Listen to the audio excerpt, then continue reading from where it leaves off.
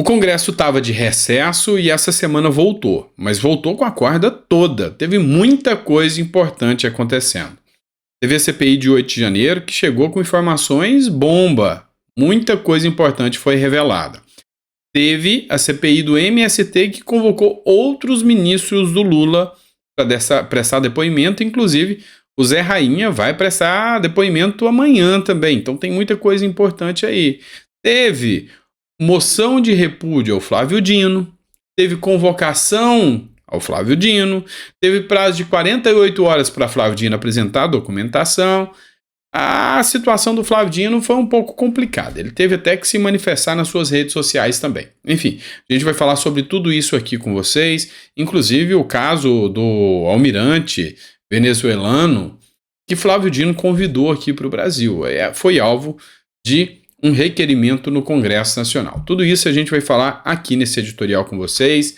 Sejam todos muito bem-vindos. É sempre um prazer estar aqui com você. É sempre estar discutindo as pautas importantes que a gente acompanha aqui durante o dia, durante a semana com vocês, tá bom? Não esqueça de se inscrever, curtir, compartilhar. Eu tenho que fazer essa mendicância, eu tenho que pedir, é importante, afinal, é assim que o YouTube entrega o nosso conteúdo para mais pessoas. Então, se você puder dar uma ajuda, é de grande valia, tá bom?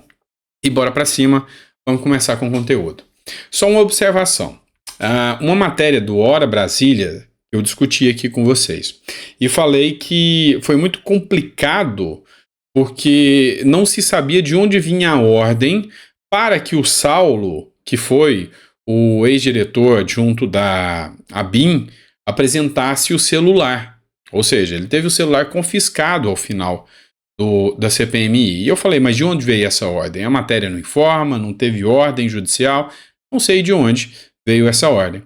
O próprio Saulo, ao final da CPMI, fechou um acordo com o Arthur Maia e falou que não tinha problema nenhum, que ele não tem nada a temer e que todas as informações que ele passou, todas as informações que ele veiculou são verdadeiras e ele não tem problema nenhum. Entregou o celular e entregou a senha, inclusive o próprio Arthur Maia determinou que fosse repassado à Polícia Federal. Então, fica aqui a observação aqui da informação que ficou um tanto quanto incompleta, porque a gente não tinha essa informação ainda. Agora, a gente passa a deixar a informação com vocês. Mas bora lá, vamos falar de moção de repúdio ao Flávio Dino, vamos falar do general, do almirante venezuelano. Bora lá. Esse Instagram é o do Paulo Bilinski e ele publicou o seguinte em suas redes sociais. Aprovado. Somos um machado que bate todos os dias no comunismo. Não iremos admitir que este desgoverno continue a se relacionar com ditaduras. O comunista será oficialmente notificado pela Comissão de Segurança Pública da Câmara dos Deputados. E aí, essa moção de repúdio, ou seja, a segurança pública não gosta da atuação do ministro da Justiça, Flávio Dino. Foi assinada por muitos parlamentares que determinaram esse repúdio ao Flávio Dino por convidar o almirante venezuelano para participar de reunião preparatória para a cúpula da Amazônia. Enfim, foi o próprio Flávio Dino que fez esse convite ao almirante venezuelano, que vai estar com ele, se eu não me engano, no Pará, tá? Eu tenho que confirmar essa informação, mas eu acho que é no Pará. E lá eles vão debater cooperação na segurança pública entre Brasil e Venezuela. E aí o sinal vermelho fica aceso. Porque nós estamos falando de uma ditadura. Nós estamos falando de um país que persegue os seus opositores. E aí fica um tanto quanto complicado. E já basta informações que circulam nas mídias aí, na mídia afora, sobre pontos controversos das relações do governo, ou do Lula, do governo Lula em específico, do PT, com militares da Venezuela. Tem um caso aí famoso, a gente vai citar em outro editorial, não nesse, para não tomar muito espaço. Vamos lá. Outra derrota que o deputado Hélio Lopes, agora, o conhecido como Hélio Negão, atribui ao Flávio Dino. E essa matéria foi divulgada, inclusive, no Poder 360. E o Hélio Negão escreve o seguinte: Vitória. Comissão de Segurança da Câmara aprova convocação de Flávio Dino, ministro da Justiça, deve prestar esclarecimentos sobre a política de controle de armas no país. Uma das pautas de qualquer ditadura que se instaura é a retirada da arma da população civil. Isso é histórico. E olha só o que o Hélio Lopes escreve aqui.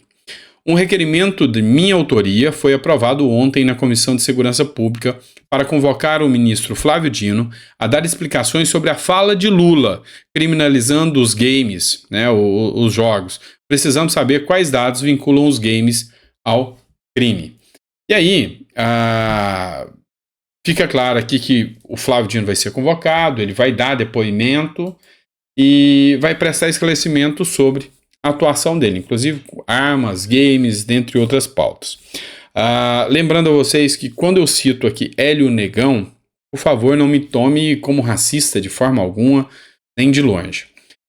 Quando eu atuava na pauta da defesa das pessoas idosas, dos advogados lá no Congresso Nacional, vários projetos de lei, inclusive o projeto da margem social, eu percorria vários gabinetes, e um deles que eu percorri era do Hélio Lopes, e eu mando um abraço para o Jax, que trabalha com ele lá. E aí, toda vez que eu ia conversar com o Hélio, ele falava Lopes não, Negão. Então, em respeito ao pedido dele, tá? Então, antes que alguém me tome pela forma que eu o trato, tá? Então, foi pedido dele mesmo, tá bom? Vamos lá, agora vamos falar do Guto Zacarias, que fez uma publicação que traz uma excelente notícia pra gente. Ontem eu noticiei para vocês que está acontecendo uma verdadeira guerra aqui no estado de São Paulo entre a polícia militar e os criminosos, e eu estou do lado da polícia. Eu defendo a atuação livre e justa e célere da polícia. É lógico que se houverem abusos, sejam apurados, mas não com questão ideológica e não com atropelo da lei. Dentro do devido processo legal, administrativo, apurando se houve abuso ou não dos policiais. Mas, lembrando que quem tem fé pública nesse caso é o policial, tá? E não o bandido. E aí, os bandidos, que são distribuidores de amor, as armas deles disparam flores. Pois é, um fuzil disparou uma flor, uma azeitona preta, nas costas de uma policial mulher, que estava colocando a sua vida em risco para salvar homens, para salvar crianças, para salvar mulheres, enfim, para salvar a população como um todo. E aí não teve nenhuma deputada feminista, não teve nenhum ministro dos direitos humanos, não teve ministro da justiça para prestar solidariedade à policial que foi baleada nas costas com um tiro de fuzil. Mas hoje, enfim, uma boa notícia. Boa notícia. A policial ferida nas costas ontem em ataque à viatura a Cabo Gomes não corre mais risco de morte. Que os criminosos sejam identificados, responsabilizados e que a Cabo Gomes se recupere o mais rápido possível. E que a resposta seja dada de forma dura, célere e eficaz. Então, que bom, graças a Deus, a Cabo Gomes, que é a trabalhadora, que é a policial, que é a quem arrisca a sua vida pelo cidadão de bem, tá bem. E aí, nesse caso, acho que alguns certos players da política brasileira não ficaram muito felizes com essa notícia. Preferia que fosse o bandido a ser salvo e a policial fosse pro caixão, né? É o que é complicado. Lembrando que o policial, os bandidos que atiraram neles foram alvejados. Vamos lá. Outra matéria importante para vocês. Essa publicação aqui é do deputado federal Mário Frias, tá? Estou usando agora mais os Instagrams dos deputados para postar essas informações aqui, porque eu achei interessante. Essa aqui é a Miriam Leitão, que faz parte da Globo News, e o Mário Frias faz críticas a ela. Essa senhora é uma vergonha para o jornalismo. Então, por que será que as vítimas não querem entregar as provas? Por que será que desejam o sigilo das imagens? Talvez Miriam Leitão possa nos explicar o motivo. E por que o Mário Frias criticou? Porque ela atuou aqui como advogada de defesa do governo Lula, apesar de tudo que aconteceu ontem na CPMI. Olha só o que ela falou. A grande vitória da CPI é que até agora a oposição não conseguiu fazer avançar, e essa que é a luta o tempo todo, a ideia de que a culpa era da vítima. No caso, o governo Lula, que tinha acabado de chegar, tinha 8 dias, que não tinha se organizado inteiramente, e que, inclusive, não tinha feito a limpeza necessária, a retirada de pessoas muito ligadas, principalmente na Secretaria do Gabinete de Segurança Institucional, muito ligadas ao general Heleno, que teve todo o comportamento que a gente conhece que teve. Agora, uma coisa importante que se soma, não está na CPI ainda, mas vai ser discutido na CPI, em algum momento tem que ser discutido, é o fato de que o Exército fez uma investigação interna e concluiu que ele é inocente. O Exército concluiu que ele é inocente, publicado pela Folha de São Paulo, e aponta o dedo para o Palácio do Planalto. Então, de novo, essas são as duas histórias. A história verdadeira, que a gente viu acontecer, foi que o governo foi vítima, a democracia foi atacada, os poderes foram atacados. Por quem? Pelos bolsonaristas, alimentados por todo o discurso de ódio às instituições do próprio ex-presidente. E o que faz a oposição? Tenta fazer a famosa manobra diversionista. E que a grande vitória... Vamos lá, pessoal. A primeira coisa, cito aqui todo o meu respeito à senhora Miriam Leitão, até pela idade avançada já, mas cito aqui também uma publicação, aqui um comentário do Siqueira Júnior, né, internação já para ela, porque ela aqui ela atua como advogada, como acusação e como julgadora, porque ela já deu o veredito final. Pode acabar com a CPMI, não precisa mais da CPMI. Ela já falou o que aconteceu, o Lula foi a vítima, não teve omissão do GSI, não teve alteração de relatório, não teve matéria publicada do jornal Metrópolis que demonstrou que documentos que foi colocado em sigilo por 15 anos do governo Lula mostra que ele não colocou em prática o protocolo de segurança do GSI. Ou seja, o que leva-nos a crer que essa senhora realmente ela não deve estar acompanhando os noticiários e é bem provável que sequer acompanhou ou assistiu a CPI do dia 8 de janeiro, porque as provas ali foram cabais. Vários jornais, várias instituições mostraram, apontaram as omissões, em especial do GSI, através do Gonçalves Dias. E aqui é necessário frisar que há uma desinformação no que foi repassado aqui. Afinal, 8 dias na gestão, à frente do Ministério, mas não vamos esquecer de 2 meses de transição. Sabe o que é governo de transição? É quando todas as informações ficam repassadas. Então, tanto o G. Dias como toda a equipe do Lula, há 2 meses antes já estava atuando.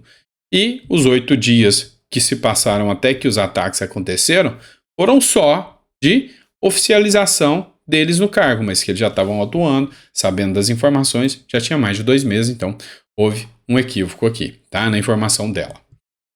Enfim, bora partir para outra matéria aqui. Olha só essa matéria, a matéria do Conjur, consultor jurídico. Um juiz, ele chamou muita atenção, tá? Ele citou a Bíblia na sua decisão. Ele fez a condenação de um réu por roubo de celular e ele citou a Bíblia e disse que Lula relativiza o roubo de celular. Uma ação criminosa constitui fato que gera segurança e instabilidade social. Nesse contexto, consentir com a soltura de quem o pratica contribui para o aumento da desconfiança e do descrédito em relação ao Poder Judiciário. Esse foi um dos fundamentos adotados pelo juiz José Gilberto Alves Braga Júnior, de Jales, São Paulo, para converter a prisão em flagrante de um homem acusado de furtar um telefone celular em preventiva. Ou seja, teve uma prisão em flagrante, furtou um celular. E aí o que o juiz fez? Atuando dentro do bom direito, mandou prender. E aí a polêmica foi falar, olha, Lula relativiza o roubo de celular, passa a mão na cabeça desse tipo de crime. E aí, eu vou chegar num ponto aqui específico para vocês. Há questionamentos. Esse aqui é o Felipe Moura Brasil, matéria do UOL, e um questionamento. Lula passa pano para ladrões de celular? E aqui ele fala que as falas do Lula são às vezes retiradas de contexto. Teve um vídeo que circulou, retirado de contexto, que publicava e falava que que Lula falava que podia roubar para um celularzinho, mas isso é tirado de contexto. Mas aí, aqui mostra algumas falas do Lula, tá? Um jovem que está trabalhando, que recebe um salário e pode comprar um celular bonito como este teu, ele não tem por que assaltar uma pessoa para roubar um celular. Qual que é o ponto de defesa aqui do Felipe Moura Brasil? Ele diz o seguinte: a conclusão inevitável é que, se você está trabalhando, você não tem o porquê roubar. Mas se você não tem emprego, tá tudo bem, você pode roubar. Esse é o ponto de vista do Felipe Moura Brasil, tá? Eu estou triste com o que está acontecendo no Rio de Janeiro. O Rio de Janeiro não merece a crise que ele está vivendo. O Rio de Janeiro não merece que governadores eleitos democraticamente estejam presos porque roubaram o povo brasileiro e roubaram dinheiro público. Eu nem sei se é verdade, porque eu não acredito no que a imprensa fala. Aqui ele fala defendendo o Sérgio Cabral e defendendo a impunidade para bandidos. É a fala do Felipe Moura Brasil. Outra fala do Lula. É uma coisa que está intimamente ligada, ou seja, o cidadão teve acesso a um bem material, a uma casinha, a um emprego e de repente o cara perde tudo. Então vira uma indústria de roubar celular. Para que ele rouba o celular? Para vender, para ganhar um dinheirinho. Eu penso que essa violência que está em Pernambuco é causada pela desesperança. Então quando ele fala aqui, para roubar e para ganhar um dinheirinho, Felipe Moura Brasil fala que ele relativiza, sim, o furto ao celular. Isso aqui são palavras do Felipe Moura Brasil, só estou fazendo análise, viu? Tá? Outra fala do Lula. Em 2019, eu não posso ver mais um jovem de 14, 15 anos assaltando e sendo violentado, assassinado pela polícia. Às vezes inocente, ou às vezes só porque roubou um celular. Também aqui ele fala que Lula relativiza a violência e põe aqui mais crítica à polícia, aos policiais, do que ao próprio infrator do caso. E a ideia do Felipe Moura é que sim, as falas do Lula dão dupla interpretação e que podem, sim, dar a entender que há uma relativização da questão do roubo do celular. Reitero, Felipe Moura Brasil, matéria do UOL, eu sempre cito a fonte. Outra matéria do UOL. Sabe o juiz que mandou prender o cara que roubou o celular?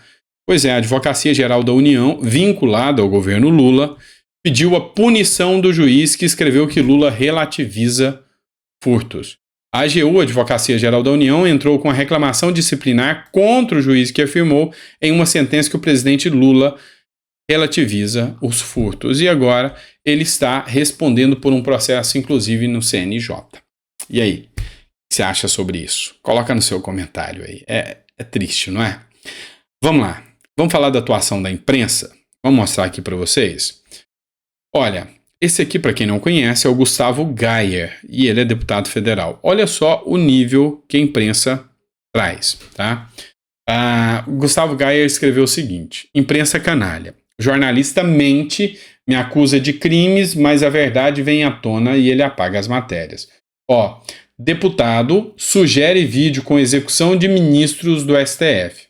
O nível de canalista dessas pessoas não tem fim, é uma fonte inesgotável de ódio, e por onde eles passam deixam seu rastro de destruição. Felizmente hoje a verdade prevaleceu. E aqui ele faz publicação, ele gravou um vídeo dizendo que a imprensa acusou ele de ter ameaçado ministros do STF, tá? Vídeos de execução do ministro do STF. Deixa eu explicar o caso para vocês. Não vou colocar o vídeo do Gustavo Gayer para não ficar extenso demais. Entendam. O Gustavo Gayer fez críticas a um vídeo de um tal de Sentinelli,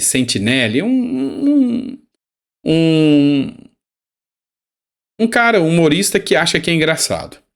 Aí, nesse vídeo, ele simula que está assassinando o Luciano Hang, fazendo um vínculo ao filme Bastardos Inglórios. Esse filme Bastardos Inglórios é um filme onde um grupo de bandidos assassinam outras pessoas argumentando que elas são nazistas, tá? Que elas são nazistas. E aí o Gustavo Gayer fez uma publicação e falou: isso é absurdo o que aconteceu, imagine se fosse um caso semelhante em relação aos ministros do STF. E aí a matéria que foi publicada foi essa aqui, da tela aqui, ó. Deputado sugere vídeo com execução de ministros do STF. Vocês têm noção do quanto é grave? Pois é. E aí, a verdade prevaleceu, né? O Congresso em Foco errou. Geyer não sugeriu vídeo defendendo a execução de ministro. E aqui eles vêm e falam que a escrita do Geyer não sugeriu. Ele falava o seguinte, ó. Só um comediante de esquerda bem à vontade nessa nova democracia relativa, em breve fazendo uma live com algum ministro do STF, comentou o deputado. E por causa disso aqui, o cara, eu acho que não teve nem entendimento, nem cognição para entender o que o Gustavo Geyer escreveu, e colocou que o Gustavo Geyer defendia a execução de ministro do STF. Ou seja, levantou um crime contra o Gustavo Geyer. Tá? Um crime. Tá? Ou seja, fez uma acusação de crime contra ele. E aí, quem entrou com processo de notícia-crime foi o próprio PL. PL entra com notícia-crime contra um humorista de esquerda que simulou a morte do Luciano Hang. Essa matéria do Terra Brasil Notícias.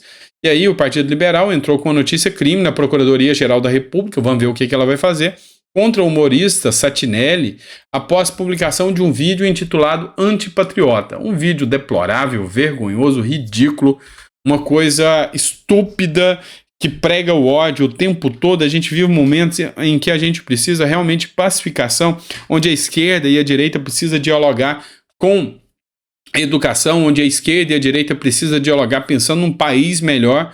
Aí vem um cara desse, com a falsa mentira de que o amor venceu, pregando o ódio, pregando assassinato de pessoas por serem patriotas. Pois bem, e aí? Esse aqui... Ninguém viu mandar prender rede social, ninguém viu mandar excluir rede social, ninguém viu nada nesse sentido, o que dá uma vergonha às vezes a gente perceber isso, né? Se fosse alguém de direita, já tinha rede social aqui banida, tinha multa de 300 mil, tinha rede social banida, enfim. E coisa grave acontecendo. Mas como o cara tem o símbolo do L do amor cravado na alma, contra esse tipo de gente, infelizmente, não acontece nada. Não vivemos mais numa democracia que defende o princípio da isonomia. Não. Muito mais fácil hoje defender a esquerda do que a direita. Afinal, eles têm um manto da proteção suprema. Certo? Grande abraço, fiquem com Deus e até o próximo editorial.